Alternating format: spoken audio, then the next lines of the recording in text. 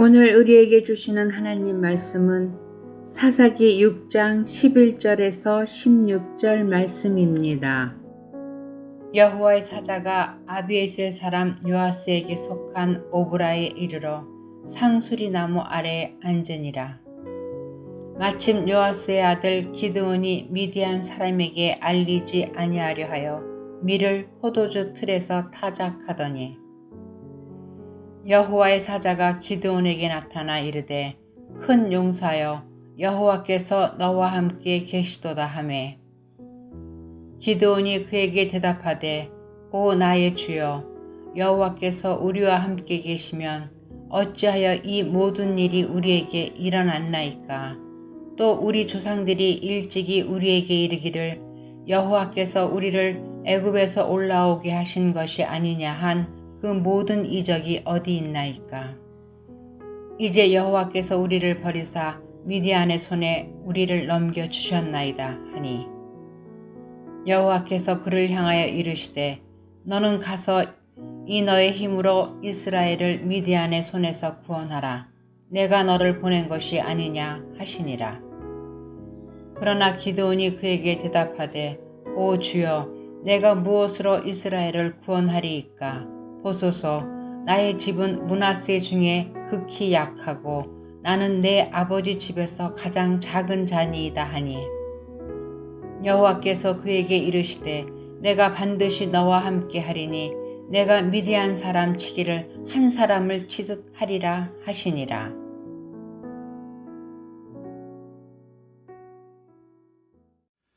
거룩한 주일입니다. 오늘도 각 가정에서 주님 앞에 앉아 예배를 드리시는 여러분 모두에게 하나님의 은혜와 사랑이 함께 하시기를 예수님의 이름으로 축원합니다. 오늘은 8.15 광복 75주년이 되는 날입니다. 안중근 의사를 비롯한 민족 열사들의 숭고한 희생을 통해 우리가 독립을 얻었습니다. 사사기서에는 12명의 사사가 등장합니다. 오늘 본문인 사사기서 6장에는 그 가운데 5번째 사사로 부름받은 기드온의 이야기가 나옵니다. 그 당시 이스라엘 백성들은 우리가 일본에게 억압을 당했던 그때의 시절과 같이 미디안 종족들에게 압제와 고통을 당하고 있었습니다. 하나님께서는 그들을 구원할 지도자, 즉 사사를 찾으시는데 하나님께서 찾으신 사람이 바로 기드온이었습니다. 그런데 이제 우리가 기드온을 살펴보겠지만 그는 비범한 사람은 결코 아니었습니다. 그저 평범한 사람이었습니다. 아니, 평범하다 못해 연약한 사람이었습니다. 어떻게 보면 자격 미달이다 할 정도로 부족한 사람이었던 것입니다. 첫째로 기드온은 요즘 여자들에게 인기 많은 까도남이라고 하죠. 까탈스러운 도시 남자가 아니라 시골 출신이었습니다. 오늘 본문의 첫 절인 사사기 6장 11절입니다. 여호와의 사자가 아비에셀 사람 요아스에게 속한 오브라에 이르러 상수리 나무 아래에 앉으니라. 이 오브라라는 도시는 요단강 옆에 있는 아주 조그마한 시골 도시입니다. 히브리어 오브라는 새끼 암사슴이라는 뜻입니다. 얼마나 도시가 작았으면 새끼 암사슴이라고 불렀겠습니까? 이 오브라를 영어식으로 표현한 것이 오프라입니다. 미국의 토크쇼 아나운서로 세계적으로 명성을 떨치고 있는 오프라 윈프리가 바로 이 오프라, 성경에 나와 있는 작은 도시의 지명 이름인 것입니다.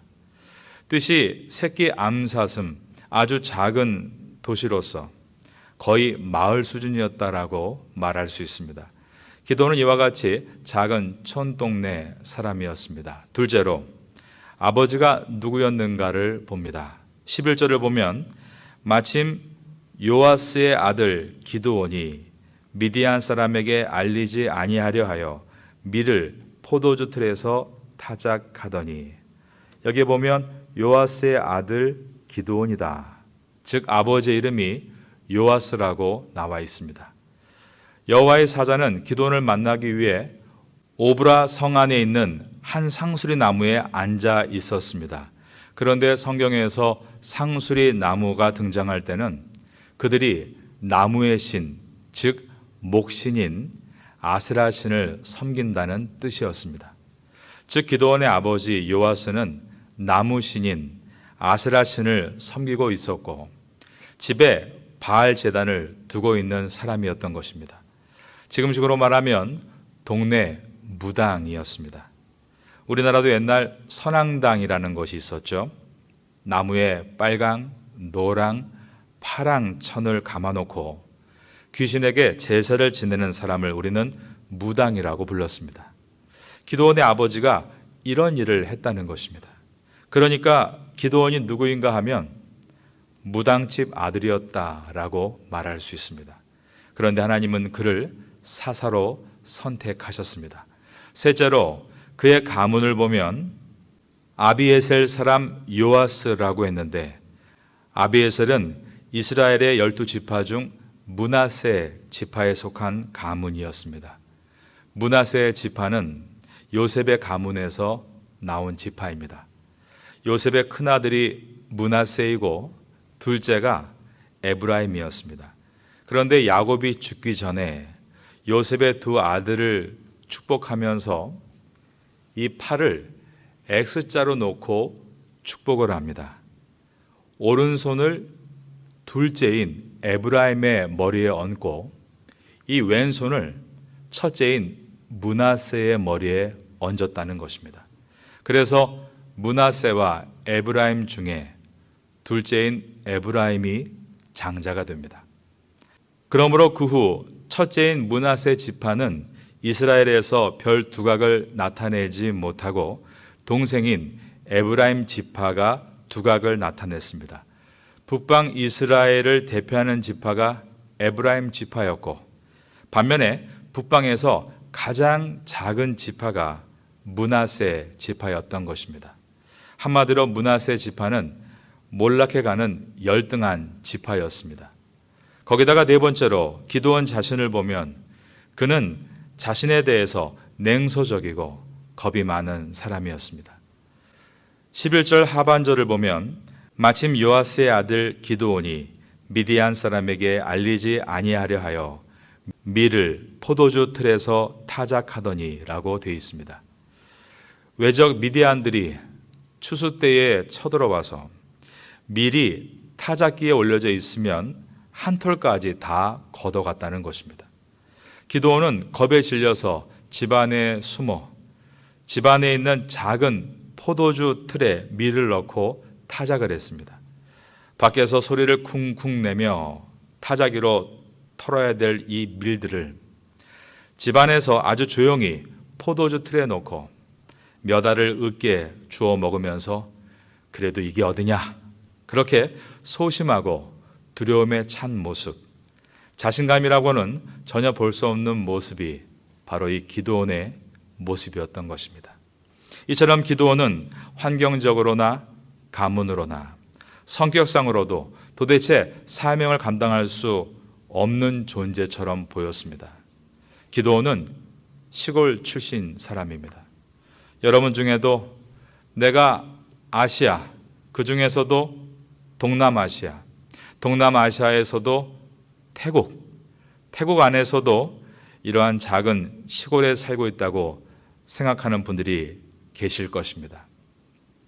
기드온은 무당 아들이었습니다. 여러분 중에도 부모님이 무당은 아니지만 부모님이 내 앞길에 별 도움을 주지 못했다. 좋은 후견자가 돼 주질 못했다.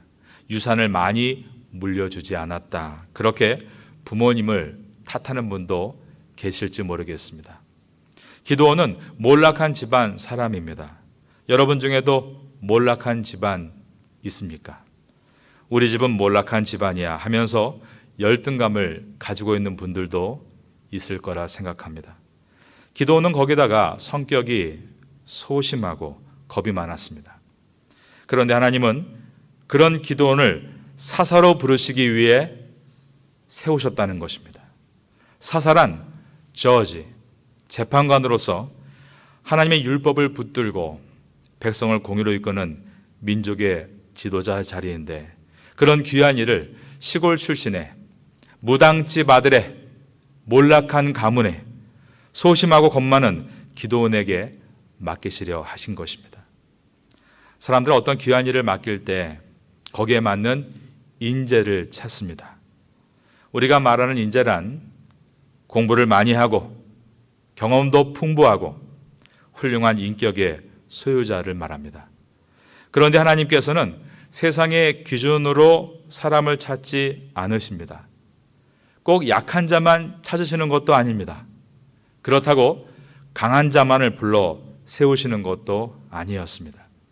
하나님은 사람을 찾으실 때 가장 중요하게 보시는 한 가지가 있었는데, 그것은 누가 하나님을 가장 잘 드러낼 수 있는가라는 것이었습니다.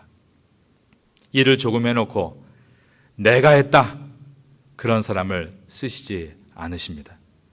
하나님이 사람을 선택할 때 가장 중요하게 여기시는 것은 바로 이것입니다. 그것은 누가 하나님을 가장 잘 증명해 볼 수 있는가, 여기에 달려 있는 것입니다.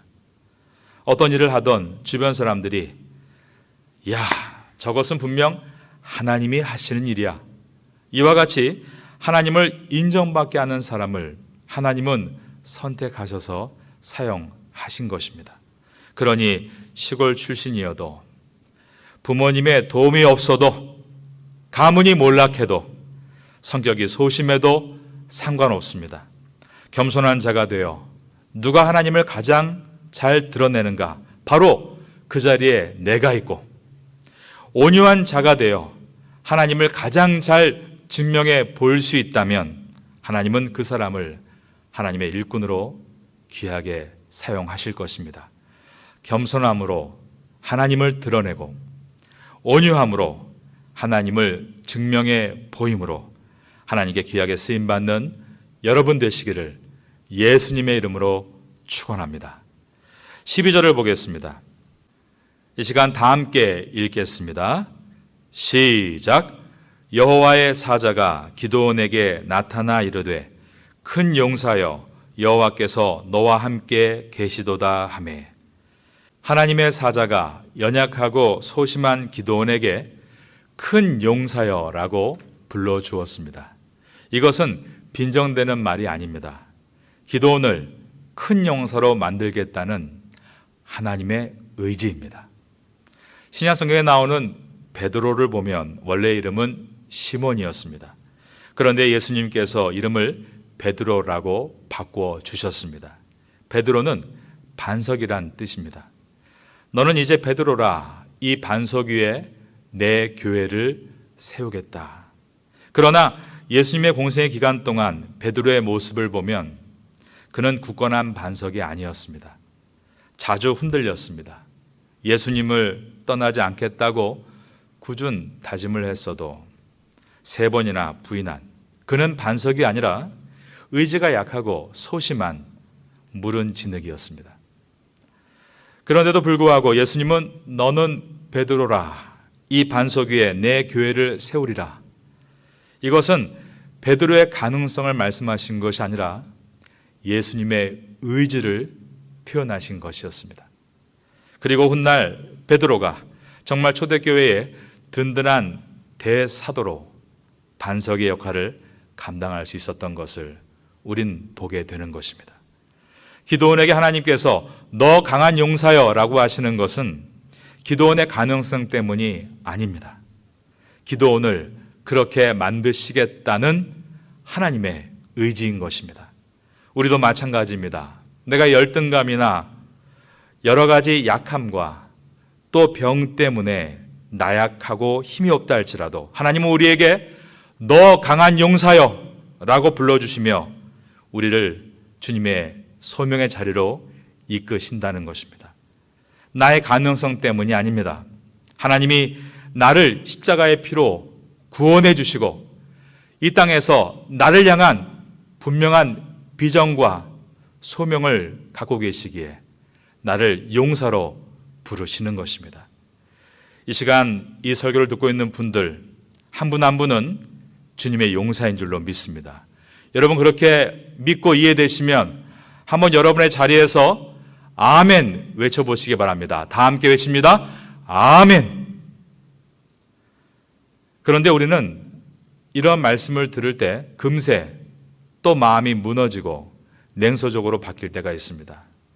믿음으로 받아들이지 않고 이것이 가능하겠느냐라며 의문을 던지는 것입니다. 기도원도 그랬습니다. 13절을 보겠습니다. 이 기도원의 말투가 바로 우리의 말투가 아닌가 생각됩니다. 기도원이 그에게 대답하되 오 나의 주여 여호와께서 우리와 함께 계시면 어찌하여 이 모든 일이 우리에게 일어났나이까?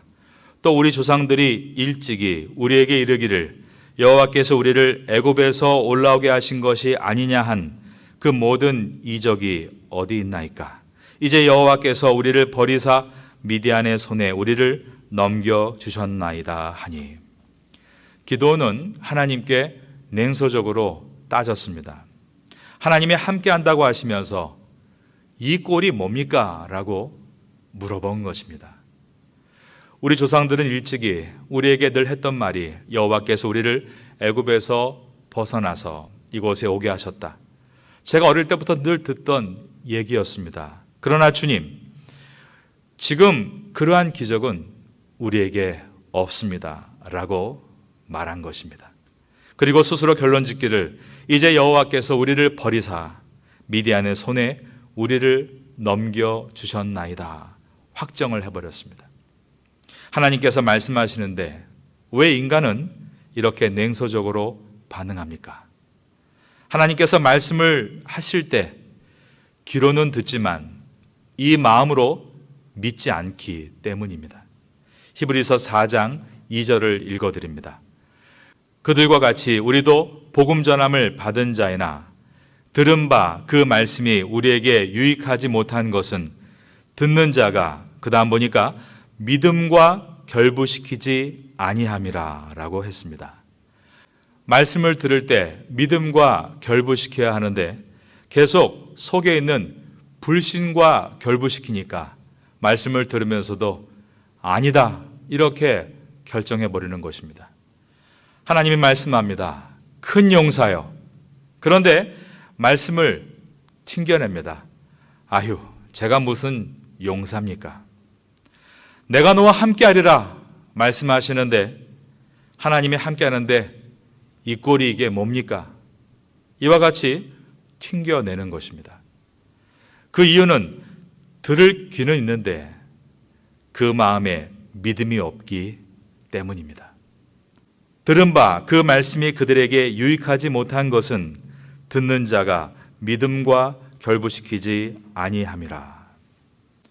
하나님께서 강한 용사여 라고 말씀하시면 그 말씀을 믿음으로 받아 냉소주의를 단번에 날려보내야 하는 것입니다. 오늘은 주일입니다. 새날입니다. 새 한 주간의 시작입니다. 말씀을 믿음으로 받아 여러분을 싸고 있는 모든 제한을 다 날려버리시기를 예수님의 이름으로 축원합니다. 하나님께서는 기드온에게 너를 통해 외적 미디안을 몰아내고 이스라엘 백성들을 구원하라라고 말씀하셨습니다. 14절입니다. 여호와께서 그를 향하여 이르시되 너는 가서 이 너의 힘으로 이스라엘을 미디안의 손에서 구원하라. 내가 너를 보낸 것이 아니냐 하시니라. 그러나 기드온이 내가 어떻게 구원합니까? 라고 말합니다. 15절입니다. 그러나 기드온이 그에게 대답하되 오 주여 내가 무엇으로 이스라엘을 구원하리이까? 보소서 나의 집은 므낫세 중에 극히 약하고 나는 내 아버지 집에서 가장 작은 자니이다 하니. 기드온이 나는 두려움이 많은 사람이고 소심하고 몰락한 기드온 가문 중에서 가장 별 볼 일 없는 사람인데 제가 어떻게 그 일을 할 수 있겠습니까? 라고 반문했습니다. 그때 하나님께서 무엇이라 말씀하셨는가? 16절입니다. 여호와께서 그에게 이르시되 그 다음 절을 한번 따라하겠습니다. 내가 반드시 너와 함께 하리니 내가 미디안 사람 치기를 한 사람을 치듯 하리라 하시니라. 아주 약한 사람의 능력을 1이라고 가정해 보겠습니다.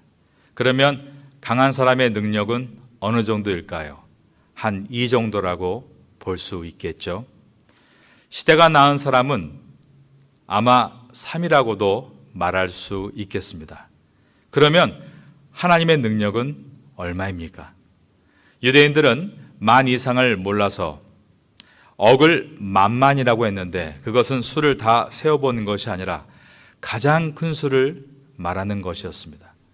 하나님의 능력은 만만입니다. 이것은 하나님의 능력은 무한대라는 뜻입니다. 약한 1과 무한대가 함께하면 무한대 플러스 1이 아닙니다. 무한대인 것입니다. 그러므로 하나님께 쓰임받는 인자란 자기 능력을 최대한 발휘하는 것으로 만족되지 않습니다. 하나님과 함께할 줄 아는 사람입니다.